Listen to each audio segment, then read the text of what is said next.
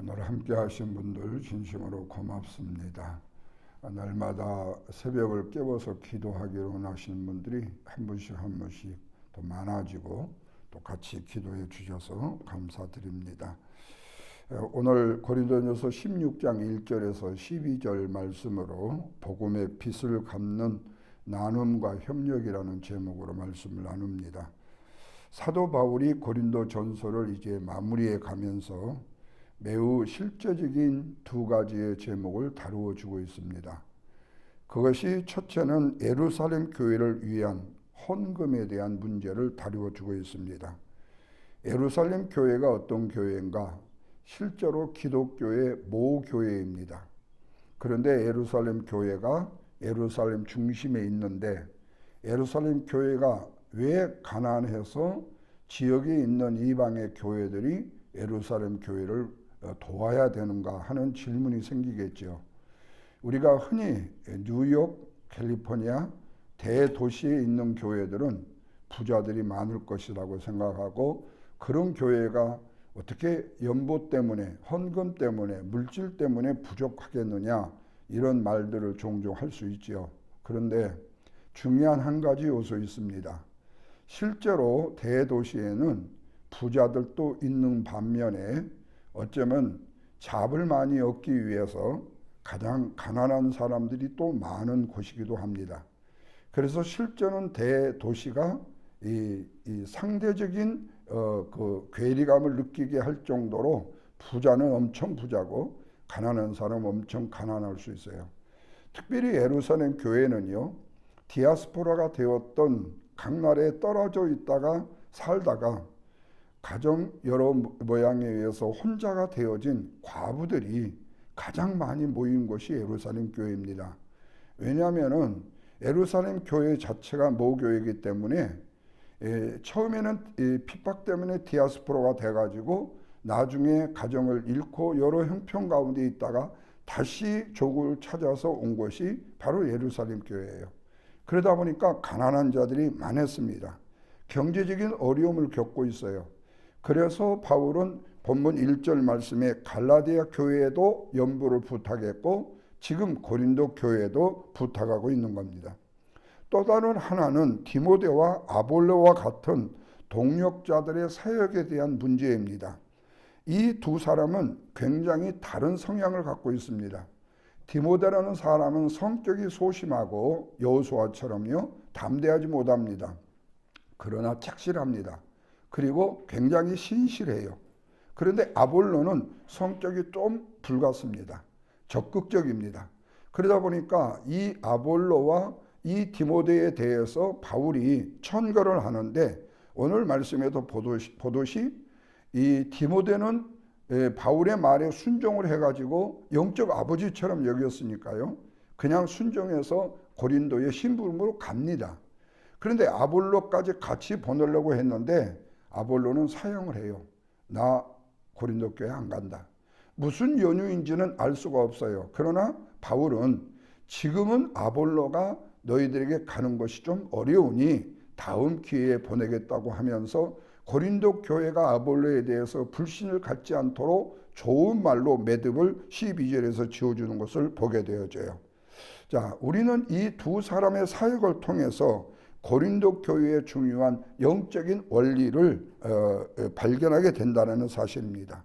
다시 말하면 이 디모데가 가는 거, 아볼로가 가는 게 이게 뭐 그리 대단한 문제인가라고 생각할 수 있겠지요. 그러나 이것은 행정적인 이야기처럼 들리지만 사실은 고린도 교회는 굉장히 중요한 요소 중에 하나를 말하고 있다는 거예요. 그게 뭐냐? 복음의 공동체라는 것이 어떻게 세워지는지에 대한 영적인 원리 때문에 그렇습니다. 다시 말하면 어떤 사람은 담대하게 주의 복음을 전하고 담대하게 목회 사역을 감당하는데 어떤 사람은 굉장히 얌전하고 굉장히 소극적으로 사역을 감당하는 사람들이 있죠. 그런데 성도들이 보는 입장에서 누가 더 복음을 잘 전하고 사역을 잘하느냐 이 판단을 하게 되죠. 그런데 중요한 것은 뭐예요? 소심하다고 해서 못할 수가 없고 너무 담대해서 잘할 수도 있다는 보장은 없는 거예요. 왜? 사역 자체는 인간의 노력과 열심도 수반이 되지만 가장 중요한 것은 하나님의 영적인 파워가 있어야 되기 때문에 그래요. 그래서 정말로 중요한 것은 말을 잘하는 웅병가도 아니고 지식이 뛰어난 학문적 지식이 뛰어난 사람도 아니고 세상에 경험이 많은 사람도 아니고 재물이 많은 사람도 아니고 하나님의 영적인 사람이야만이 진실한 사역을 감당할 수 있다는 사실이죠.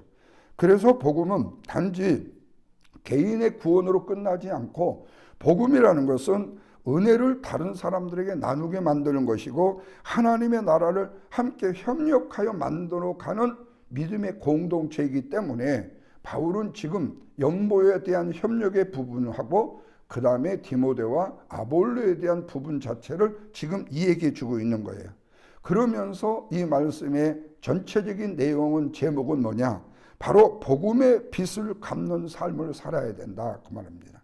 그래서 첫째로 바울은 신앙인에게 복음의 빚은 반드시 갚아야 된다. 그런데 그 중에 예루살렘 교회를 위해서 필요한 것이 바로 물질이다 이렇게 얘기를 합니다. 그러면서 바울은 예루살렘 교회에 지금 물질이 필요하다. 그러니까 너희들이 연보를 해서 헌금을 해서 여기 좀 도와줘야 되겠다. 당시 예루살렘 교회가 과부들이 많은 것도 사실이지만 또 이 예루살렘에 여러 차례 기근이 있었습니다.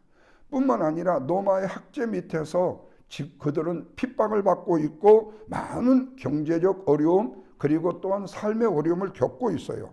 무엇보다도 성도들이 경제적인 어려움에 놓여 있다는 상태는 너무나도 힘든 거예요. 왜? 인간의 일차적 욕구가 지난번에 말씀을 드렸듯이 뭐라고 그랬죠? 먹는 거예요. 아무리 세상에 뛰어난 사람도요 3일 굶으면요 도둑질하게 돼 있어요. 아니면은 굶어 죽고 싶은 마음밖에 없어요. 왜? 1차적인 욕구가 바로 인간에게 이 음식 먹는 것에 대한 문제란 말이에요. 그러니까 지금 예루살렘 교회 성도들에게는 이 문제가 심각한 거예요. 흥미로운 사실은 바로 처음에 이방인을 향해서 복음을 전해준 교회가 어디 교회냐? 바로 예루살렘 교회였다는 거예요. 그러니까 우리로 말하면 모교회였다는 거예요. 나의 모교회. 여러분 한국에요 대형 교회가 순복음교회잖아요. 순복음교회는요 초신자들이 제일 많이 갑니다. 왜? 신유의 은사도 있고 축복의 은사도 있고 여러 부분에서 많이 신앙생활을 처음 이끄는 또 그분들의 전도 얼마나 열심히 합니까? 구역장 가방 하나만 이전에 70년 80년도에 들려주면요 정말로 세상말로 죄송해요 미친 듯이 전도를 하러 다녔어요. 그래가지고 오죽 했으면 가정에서 남편이 순복음교회만 싫어할 정도였고 애들이 엄마가 순복음교회 다닌다면 그냥 정이 떨어진다고 할 정도로 제가 목회할 때 그렇게 열심히 했어요. 마치 여러분 순복음교회 구역장이면요 일반 장로교 어디 가는 교회 개척교회 이 목회를 하듯이 집안에서 온전히 오픈해가지고 30-40명의 밥을 해대면서 먹이고 했어요. 그런데 이분들이 처음에 믿음의 신앙의 발판을 놓다가 순복음식이 안 맞는 분들이 있어요. 그러면 그분들이요 다른 교회들로 장로교, 성결교 아니면 침례교, 감리교로 옮기기 시작해요. 그래서 우리가 순복음교회는 모짜리 교회라고 얘기했어요. 근데 실제로 이 예루살렘 교회는 핍박도 심해서 다른 데로 가게 되었고 경제적으로 어려워서 다른 데로 가가지고 그들이 가서 함께 세워준 교회들이 지역의 이방 교회였다는 거죠. 그러니까 어떻게 됐든 간에 예루살렘 교회는 지교회를 세운 이방 교회를 세우는 모교회였다는 거죠. 그러니까 그들을 통해서 구원을 받았으니까 우리도 그들이 약한 부분이 있을 때 좀 도와주자 그랬어요. 바로 그들이 누리는 영적인 축복이 예루살렘 교회로부터 흘러왔다라고 생각해야 된다는 거예요. 여러분 우리가 일반적으로 자녀들이요 부모님의 은혜를 얘기해요. 그런데 부모님의 은혜가요 내가 뭔가 비즈니스를 하려고 할 때 엄청나게 좀 도와주면요 부모님의 은혜가 클 수도 있고요 내가 어렵고 힘들어 지금 빡빡 기고 있는데 부모님이 도와달라고 했더니 하나도 안 도와줘. 그러면요 부모님의 은혜가 적어진다고 생각할 수 있죠. 왜? 나타난 현상으로만 볼 수 있으니까. 그런데 본질적으로 부모가 볼 때 내 자식은 지금 이때 도와주면 이것마저도 말아먹어. 그러니까 좀 더 정신을 차릴 때까지 좀 더 뭔가 이거에 능통해질 때까지 기다릴 부모들이 있어요. 그때의 자녀들은요, 도와주면 부모님께 효도하고 안 도와주면 안 한다. 다시 말하면 현재 보여지는 현상으로 인해서 효도와 불효를 만약에 측정한다면 어떻게 될까요? 이거는요, 결코 이 진정한 효도라고 말할 수 없죠. 그러나 지금 내가 힘든 가운데 있어 도와주지 않아도 부모는 부모고, 내가 힘들 때 도와주어도 부모는 부모예요. 근본을 깰 수는 없다는 거예요. 똑같아요. 예루살렘 교회가 어려운데 실제로 예루살렘 교회를 통해서 지교인 이방교회, 우리 교회가 세워졌다면 우리는 그 은혜를 잊지 말아야 된다는 거예요. 왜? 그로부터 흘러온 것이 은혜이기 때문이에요. 그래서 바울은 이제는 물질로 그 사랑을 나누자고 권면하는 거예요. 그래서 뭐라고 하는 거지? 2절에 보면은 매주 첫날에 너희 각 사람이 수입에 따라서 모아두어라. 자, 이 말은 뭐죠? 쉽게 말하면 오늘날은 그래요. 예배당에 왔는데 예배 순서가 쭉 진행되다가 아이고 이번 오프닝 순서래, 헌금 순서래. 아이고 내가 돈을 가져왔나 안 가져왔나? 그때 지갑을 열고 그때 또 100불짜리를 낼까 20불짜리를 낼까 10불짜리를 낼까 1불짜리를 낼까, 이게 고민하는 게 아니라는 거예요. 우리가 예배당에 오기 위해서, 교회에 오기 전에 우리가 꼭 준비해야 될 것은 하나님 앞에 드릴 물질도 준비해야 된다는 거예요. 여러분, 우리의 예배 속에는요, 찬양도 있고 말씀도 있고 기도도 있고 축도도 있고 다 있지만 헌금도 빼놓을 수 없는 거예요. 그 예배 순서 속에 그 물질이 들어있어요. 왜? 주머니가요, 인간적으로 말하면 우리 주머니가요, 그 사람의 뭐를요, 전부를 드러낸다고 해도 가언이 아니거든요. 왜요? 여러분, 물질 때문에 얻기 위해서 생명까지 바치는 사람이 있잖아요. 물질 얻기 위해서요. 어떤 의미에서 보면 그래요. 그러니까 비즈니스를 해서 한 주간에 수고한다라든지 한 달에 소득의 12일을 드린다는 것은 이건 엄청난 신앙의 고백이에요. 그러나 사회면 돕기 사회 날 일은 아니에요. 왜? 이것은 성도로서의 본분이기 때문에 그렇습니다. 그렇기 때문에 매주 첫날에 너희 각 사람의 수입에 따라 모아두어라. 굉장히 헌금에 중요한 원리가 있습니다. 헌금은 계획적으로 드리라는 거예요. 순간 감정이 있다고 드리는 것이 아니라 매주 준비하는 거죠. 헌금은 두 번째로 자원함으로 드리라는 거예요. 억지나 체면 때문에 드리는 게 아니라, 누구는 50불 했더니 누구는 내 체면 50불이면 되겠어? 100불 해야지. 이게 아니라는 거예요. 세 번째, 헌금은 하나님이 주신 은혜에 대한 감사의 표현이라는 거예요. 헌금은 돈을 내는 행위가 아니라 복음의 은혜에 대한 신앙의 고백이다. 예. 자, 다시요. 돈을 내는 행위가 아니라, 아이고, 오늘 누가 교회 가자고 해서 따라갔더니, 아이고, 오늘 돈만 뜯겼네. 세상적으로 이런 얘기가 아니라는 거죠. 복음의 은혜에 대한 신앙 고백. 그런데 우리는 내가 힘들게 번 돈이라고 생각하잖아요. 그러나 성경은 모든 것이 하나님께로부터 왔다고 해야죠. 하나님께로부터 오지 않았다면 내가 어떻게 살겠어요? 그래요.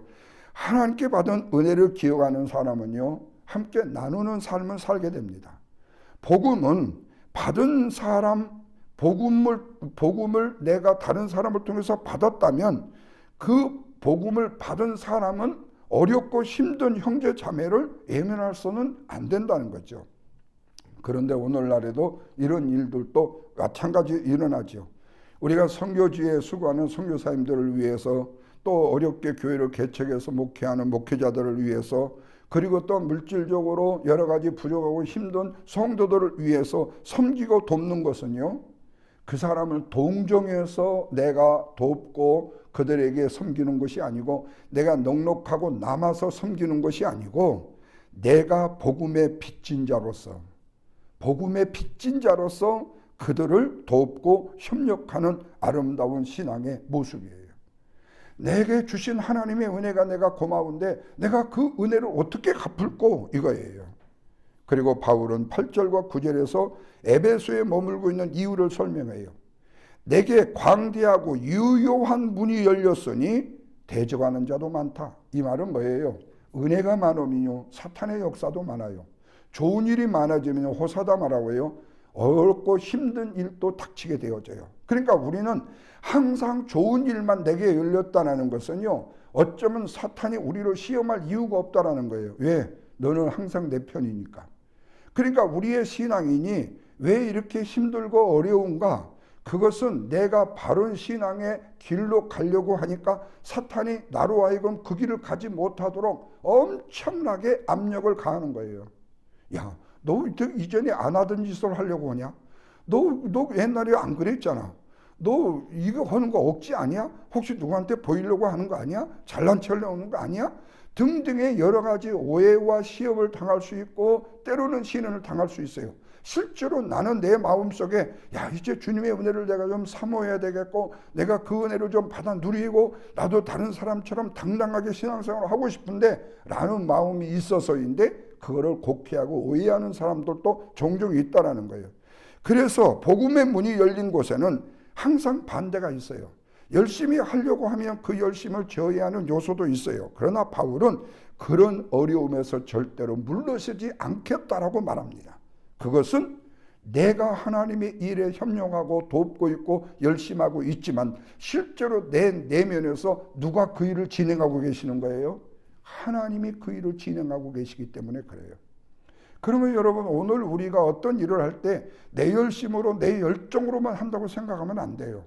내 마음에 그 열정과 열심을 주신 분도 하나님이시라는 거예요. 그 사실을 우리가 믿고 담대하게 나아가야 돼요. 그때는요 세상과 사람을 볼 필요가 없어요. 세상을 보며 사람을 볼 때 만족함이 없어요.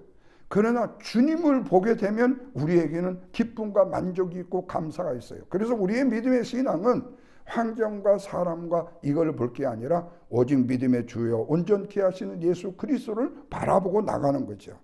그래서 하나님의 일은 하나님이 진행시킨다. 복음의 사람은요 환경을 보는 사람이 아니에요. 하나님께서 열어놓으신 문을 보고 나가는 사람인 것을 믿으시기 바랍니다. 두 번째로는요 복음을 빛을 갚는 일 중에 하나가 뭐냐? 동역자를 세우는 거예요. 자, 바울은 지금 아까 디모데와 아볼로를 추천해요. 디모데를 소개하면서 누구든지 그를 멸시하지 말라. 젊은 사역자였거든요. 경험도 부족하거든요. 바울처럼 강하지 않아요. 내성적이고 조심스러운 사람이에요. 그런데 고린도 교회가 그 사람이라도 존중하고 사랑으로 받아두기라는 거예요. 교회의 중요한 원리가 여기에 있어요. 하나님의 일은 혼자 하는 게 아니에요. 다양한 사람들을 사용하셔요. 때로는 강한 사람도 조용한 사람도 그리고 잘난 사람도 묵묵히 섬기는 사람도 교회는요 약점을 비난하는 교회 공동체가 아니고 서로 세워주는 공동체예요. 그러니까 이런 디모데 같은 사역자도 사역을 이해해 줘야 되고 알아줘야 된다. 또 하나 이 아볼로에 대해서요. 아볼로는요 스피치가 강한 사람이에요. 설교가 아주 감동적이고 뛰어난 사람이에요. 그래서 교회 안에서요 심하면요 나는 바울파 나는 아볼로파라고 나누어질 정도로요 바울과 아볼로는 같이 견주할 만한 당대의 굉장한 전도자였고 설교가였습니다. 그런데 그 바울이 그 아볼로를 향해서 경쟁의식을 가졌느냐? 그렇지 않았어요. 오히려 아볼로로 하여금 고린도를 한번 방문해 주었으면 좋겠다고 권면을 하는 거예요. 여러분 복음의 정신은요 복음의 사람을 높이는 것이 아니라 그리스도를 높이는 거예요. 그러나 우리가 사람을 높인다는 것 자체를 잠깐 다시 오해하면 안 되지요. 하나님의 나라는 경쟁이 아니라 협력으로 세워지는 것이다. 그래서 바울도 필요하고 디모데도 필요하고 아볼로 같은 사람도 필요하다. 각 받은 은사에 따라서 모두 다 하나님을 위해서 쓰임받는 동역자들이라는 거죠. 오늘날 교회 안에도 마찬가지입니다. 많은 사역자들이 있어요. 목사, 장로가 있고 성가대원 안내자도 있고 집사, 권사도 있고 교사도 있고 다 있잖아요. 하나님이 다르게 세운 믿음의 교육자들이에요. 성숙한 성도는 비교하지 않습니다. 질투하지 않습니다. 함께 기뻐하고 협력합니다. 자, 사랑하는 성도 여러분, 이제 결론입니다. 바울은 마지막 부분에서 실제적인 신앙을 보여줘요. 복음은 교리만이 아니라 말씀이라고요. 복음은 그냥 내가 가지고만 소유하고만 있는 거하고 나만 기뻐하는 것이 아니라 나누는 삶이라고 해요. 복음은 서로 협력하는 거라고요. 자, 복음은 율법적인 교리만이 아니고 복음은 나누는 삶이어야 되고 협력하는 삶이다. 그래서 결론적으로 고린도 교회가 문제가 많고 힘든 교회지만은 예루살렘 교회를 위해서 연보를 준비해서 기름으로 인하여 감사의 표현을 하라라는 것이고, 디모데와 아볼로를 향한 복음의 공동체 아름다운 협력도 있다는 사실을 바울은 고린도 교회 성도들에게 가르치고 있는 거예요. 사랑하는 여러분, 저와 여러분들은요 엄청나게 복음에 빚진다입니다. 내가 그리스도를 몰랐잖아요. 내가 예수를 믿지 않았잖아요. 그런데 그 누군가가 나를 위해서 기도해주고 나를 위하여 중보 기도하고 나를 위하여 주의 복음을 전해주므로 내가 그리스도인이 되었잖아요. 서로 세워주고 격려하고 존중하면서 복음의 사명은 이루어 가야 된다. 주님께서 주신 은사를 기억하면서 복음의 빛을 갖는 나눔 삶, 협력의 삶을 저와 여러분들이 이웃들에게, 성도들에게, 그리고 사랑하는 우리의 가족들에게 나누어주고 보여주는 복된 믿음의 성도들이 될 수 있기를 주님의 이름으로 간절히 부탁을 드립니다. 기도하겠습니다. 하나님 아버지, 고맙습니다. 이 아침도 바울을 통해서 고린도 교회의 마지막 부탁인 예루살렘 교회에 대한 헌금에 대한 문제입니다. 예루살렘 교회가 이방인 교회를 세우는 데 협력했고 복음을 전했기에 바울은 그 은혜를 잊지 말라고 합니다. 우리에게 주신 은혜는요 적고 크고가 문제가 아닙니다. 적은 것도 크게 생각하면 큰 은혜가 되고 큰 것도 적게 생각하면 작은 은혜가 됩니다. 하나님의 은혜는 크고 작음이 없습니다. 하나님이 나에게 먼저 구원을 주신 은혜가 가장 크고 귀중하기 때문입니다. 그러기에 복음의 빚진 자로서의 나눔과 협력의 삶은 매우 중요합니다. 바울은 고린도 교회 성도들에게 이것을 가르치고 있습니다. 뿐만 아니라 디모데와 아볼로를 통해서 복음의 협력자들과 사역자들의 또 중요성을 얘기하고 있습니다. 결코 젊다고 그리고 또한 소심하다고 무시하지 말고, 그리고 열정적이라고 그를 추종하는 신앙이 아니라 오직 그들을 통하여 하나님을 만나고 주님을 기쁘시게 하는 믿음의 신앙으로 바로 서는 것입니다. 복음은 나누어야 되고 협력해야 되고 베풀어야 되는 것입니다. 이것이 바로 복음의 능력임을 믿고 오늘 또 우리에게 주어진 귀한 사명 잘 감당하되 우리 하나님께서 우리에게 허락해 주신 은총과 사랑의 은혜 잊지 말게 하여 주시옵소서. 세워주신 우리 그린빌교회 주님 기억하여 주시고, 사랑하는 귀한 성도님들 가운데 육체적으로 연약하여 함께 예배에 동참하지 못한 성도도 계시고, 병상에 계셔 육체적인 질고 때문에 함께하지 못한 영혼들도 있습니다. 비즈니스 때문에 나오지 못한 분도 계시고, 또한 여러 가지 형편과 사정으로 함께하지 못한 분들도 계십니다. 주님 그들을 불쌍히 여기시고 찾아가 주셔서 위로하시고 그들에게 능력과 세임을 주셔서 그 믿음 안에 하나님 여호와 하나님의 놀라우신 사랑과 예수 그리스도의 구속의 은총과 성령의 감화 감동을 잊지 말게 하여 주시고, 그들의 날마다 어느 곳에든지 주님을 찬양하고 주님을 높이는 믿음의 거룩한 백성들 되게 해 주옵소서.